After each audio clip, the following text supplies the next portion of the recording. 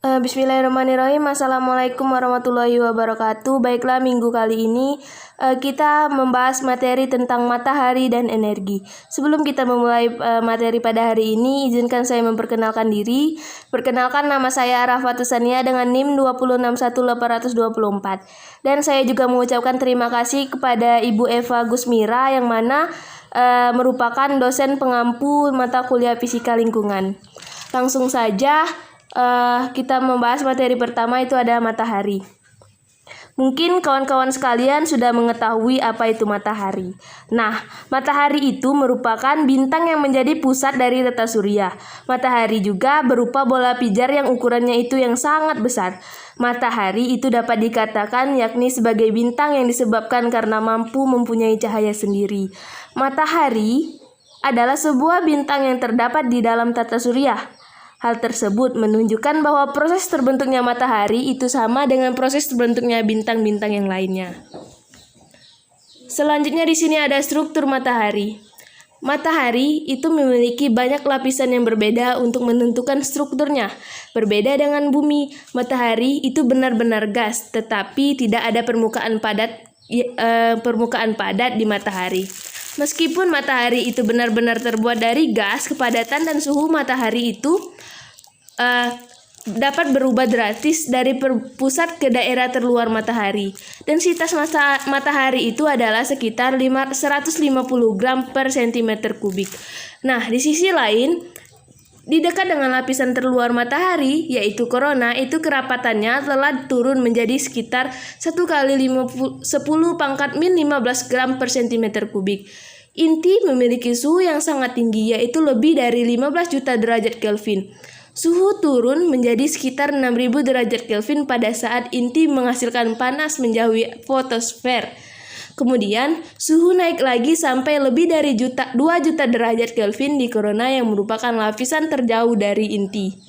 Nah, struktur matahari itu terbagi atas beberapa macam. Yang salah satunya itu adalah inti, yang mana inti adalah bagian yang paling penting di dalam matahari. Inti adalah sumber dari semua energi matahari. Gravitasi mengkompresi matahari hingga hidrogen yang terkompres digabungkan, sehingga membentuk helium yang melepas energi dalam bentuk fusi nuklir. Inti matahari itu memiliki suhu yang sangat tinggi, lebih dari 15 juta derajat Kelvin, dan material intinya itu sangat rapat atau padat. Inti adalah kombinasi dari dua sifat yang menciptakan lingkungan yang tepat untuk reaksi nuklir yang terjadi. Nah, selanjutnya di sini ada zona radiasi. Zona radiasi itu densitas perlahan menurun ketika menjauh dari inti. Cahaya yang dihasilkan oleh fusi nuklir di inti itu bergerak keluar dari kulit inti matahari yang disebut zona radiasi.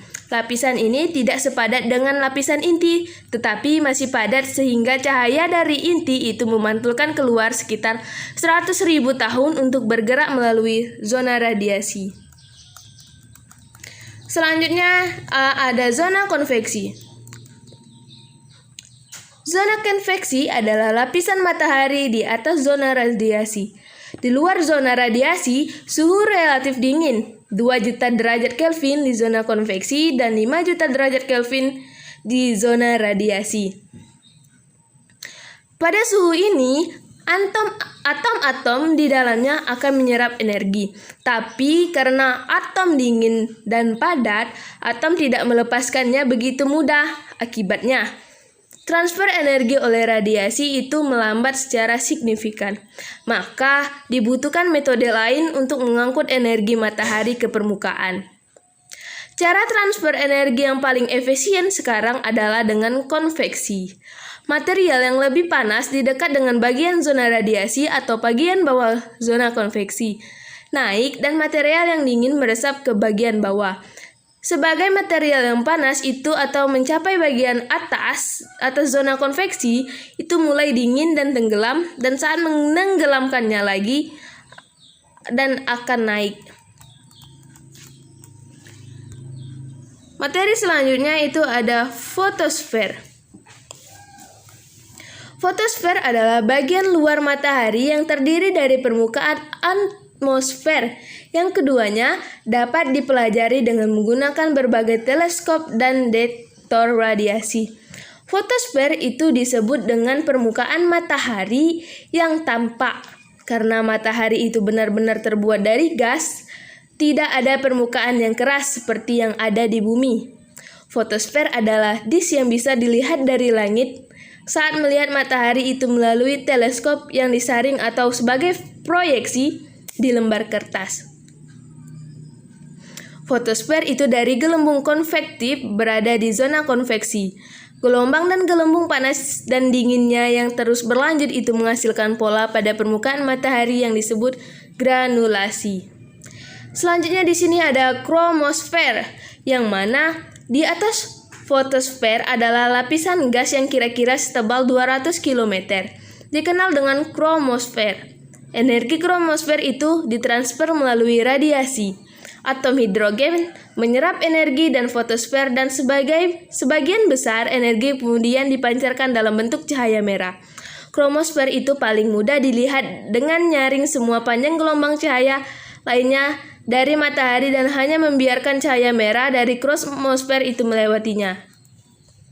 Selanjutnya di sini ada daerah transisi, yang mana daerah transisi ini adalah lapisan atmosfer matahari yang sangat tipis sekitar 100 km, di mana suhu naik dengan sangat drastis. 20.000 derajat Kelvin di kromosfer atas hingga lebih dari 2 juta derajat Kelvin di korona. Wilayah ini yang sering disebut dengan wilayah transisi. Peneliti masih belum mengerti mengapa suhu naik begitu banyak di lapisan luar matahari yang jauh lebih dari inti penghasilan panas. Diduga bahwa struktur medan magnet matahari yang rumit itu dapat memberikan petunjuk tentang kenaikan suhu dramatis di atas perubahan radius yang begitu kecil. Selanjutnya yang terakhir di sini ada korona. Korona merupakan lapisan terluar matahari.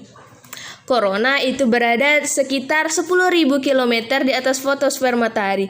Berbeda dengan atmosfer bumi, suhu atmosfer matahari terus bertambah panas saat menjauh dari permukaan matahari. Pada 20.000 sampai 25 km dari permukaan matahari, korona itu memiliki suhu rata-rata sekitar 1 juta sampai 2 juta derajat Celcius. Tapi kepadatannya sangat rendah, sekitar 1 miliar kali lebih ringan dibandingkan dengan air. Korona adalah penampilan yang terlihat saat gerhana matahari total. Selanjutnya di sini ada spektrum cahaya matahari. Spektrum cahaya matahari atau spektrum warna itu merupakan sebagian dari spektrum gelombang elektromagnetik yang dapat dilihat oleh mata manusia. Gelombang elektromagnetik pada range ini sering disebut dengan spektrum cahaya tampak. Range gelombang cahaya tampak itu berada di antara daerah yang infrared atau ultraviolet. Spektrum cahaya tampak itu memiliki range panjang gelombang sekitar 700 nanometer hingga 400 nanometer. Sir Isaac Newton pernah menunjukkan bahwa jika sebuah sinar polikromik melewati prisma, maka sinar tersebut akan dipisahkan dengan panjang gelombang yang berbeda atau monokromatik. Pemisahan cahaya yang tampak menjadi cahaya dengan warna yang berbeda dinamakan sebagai dispersi cahaya yang seperti digambarkan pada gambar di samping. Pada gambar di samping inilah yang si Isaac Newton yang menunjukkan bahwa sebuah sinar polikromik itu melewati prisma, maka sinar tersebut akan dipisahkan dengan panjang gelombang yang berbeda-beda atau disebut dengan monokromatik.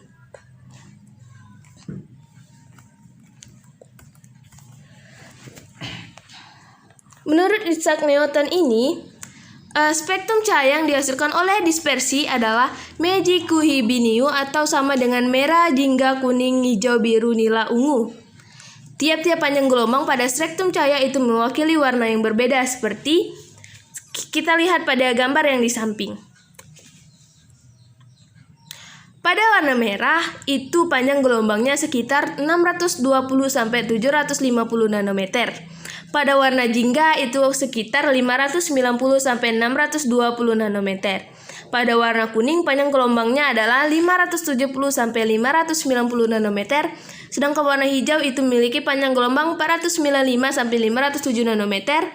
Panjang gelombang warna biru itu sekitar 450 dan 400 sampai 495 nanometer. Yang terakhir itu ada warna ungu dengan panjang gelombang 380 sampai 450 nanometer. Selanjutnya di sini ada pengukuran kekuatan radiasi matahari.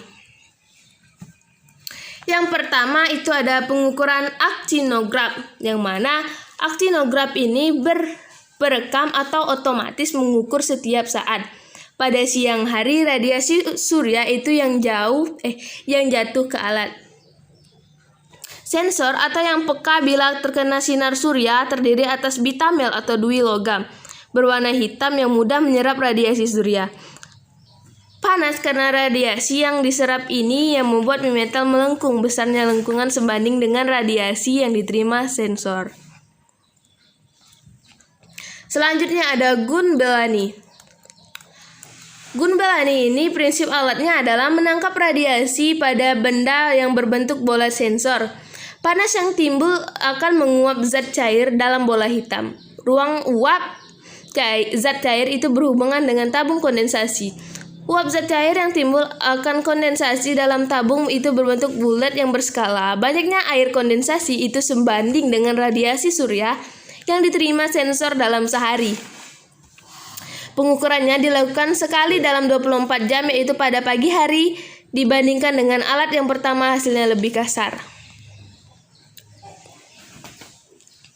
Selanjutnya itu ada Campbell-Stuck. Prinsip alatnya adalah pembakaran pias. Panjang pias yang terbakar dinyatakan dalam jam. Alat ini mengukur lama penyinaran surya. Hanya pada keadaan matahari terang saja pias terbakar, sehingga yang terukur adalah lama penyinaran sinar surya terang. Ada tipe pias yang digunakan pada alat yang sama. Yang pertama ada pias waktu matahari di ekuator. Yang kedua ada pias waktu matahari di utara. Yang terakhir ada pias waktu matahari di selatan. Selanjutnya penyerapan energi cahaya matahari dan daur energi. Yang pertama ada cahaya matahari sebagai sumber energi. Matahari itu merupakan sumber utama energi bagi kehidupan. Energi cahaya matahari masuk ke dalam komponen biotik itu melalui produsen. Selanjutnya peranan matahari terhadap organisme berklorofil. Tidak diragukan bahwa tumbuhan dan organisme itu memegang peran utama dalam menghasilkan bumi sebagai tempat yang dapat dihuni tumbuhan dan membersihkan udara untuk kita, menjaga suhu tubuh bumi tetap konstan dan menjaga keseimbangan porsi gas di atmosfer. Yang terakhir di sini ada peranan matahari terhadap berlangsungnya ekosistem. Karbonhidrat itu merupakan jenis molekul yang paling banyak ditemukan di alam. Karbonhidrat terbentuk pada proses fotosintesis sehingga merupakan senyawa perantara awal dalam menyatukan karbon dioksida, hidrogen, oksigen, dan energi matahari ke dalam bentuk hayati. Nah, sampai situ dulu materi kita pada minggu ini. Lebih dan kurangnya saya mohon maaf. Semoga dapat dipahami dan dimengerti. Wassalamualaikum warahmatullahi wabarakatuh. Terima kasih. Sampai jumpa di materi selanjutnya.